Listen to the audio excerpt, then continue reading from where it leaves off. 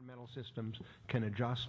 It is certainly not benign. We should be calling it global climatic disruption rather than global warming.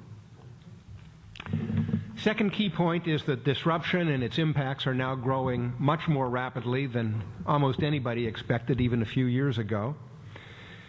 The result of that, in my view, is that the world is already experiencing dangerous anthropogenic interference in the climate system. Many of you will recognize that term in quotes as part of the text of the UN Framework Convention on Climate Change, which was agreed to, signed by the senior President Bush in 1992, subsequently ratified by the United States and 190 other nations.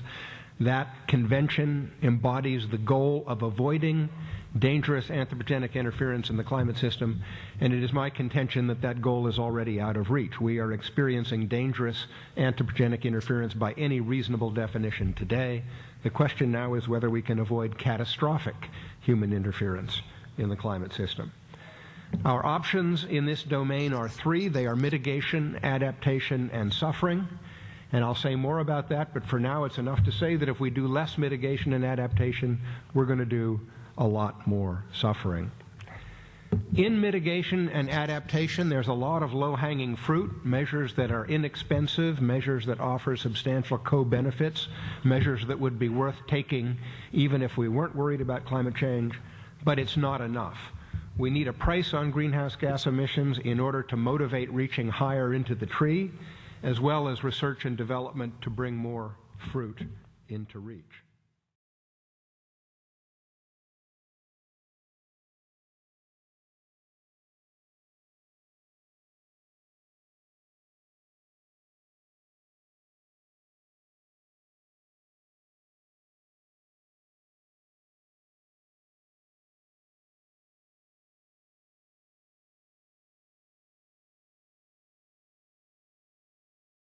Good afternoon, everybody. I'm John Holdren, President Obama's Science and Technology Advisor and Director of the Office of Science and Technology Policy in the White House.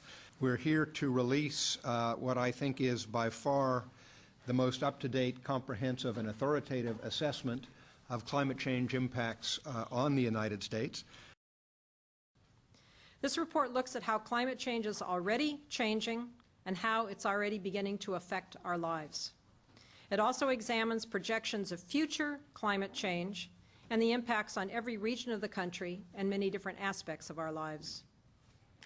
We're also reporting today with greater confidence than ever before that human activities are the main cause of the changes that we see underway.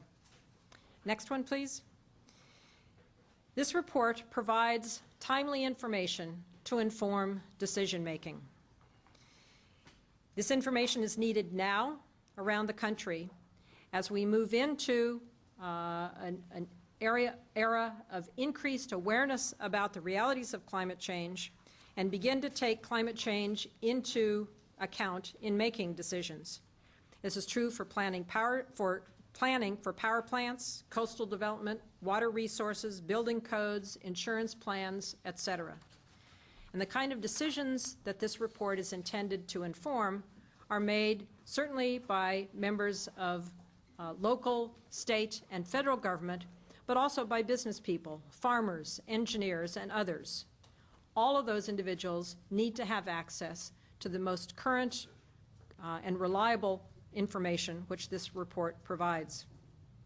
If we take immediate and sustained action to reduce heat-trapping pollution, we can in fact avoid the most severe impacts that we will be discussing today. So this report gives Americans information that they need to better understand the consequence of decisions about both reducing the emissions as well as adapting to a climate-changed world.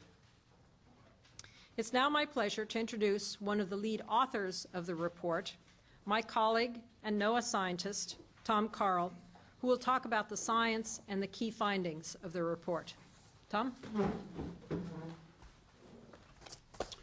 Thank you, Dr. Lubchenco. As Dr. Lubchenco has noted, a key finding of this report is that climate change is happening now. We've already observed changes in many aspects of the climate, and we've documented these changes, and I just want to identify a few of the important changes we've seen. U.S. average temperature has risen by 1.5 degrees Fahrenheit over the last 50 years. We've had more rain coming in heavy downpours that can lead to flooding. Less winter precipitation is falling as snow, more as rain, so there's less snowpack in the mountains, and it melts earlier in the spring. These changes alter the amounts and timing of river flows, making less water available in the summer. Last, but certainly not least, sea level has risen along U.S. coastlines. Some places are seeing much greater rise than others, and similar regional differences are expected in the future. And there's other changes we've observed. For example, glaciers in the Mountain West are melting. Permafrost is thawing. Glaciers in Alaska are also melting. Not only have these changes been observed and documented in the U.S., every one of them has been shown to be linked to human activities, namely the increase in heat-trapping gases caused by the burning of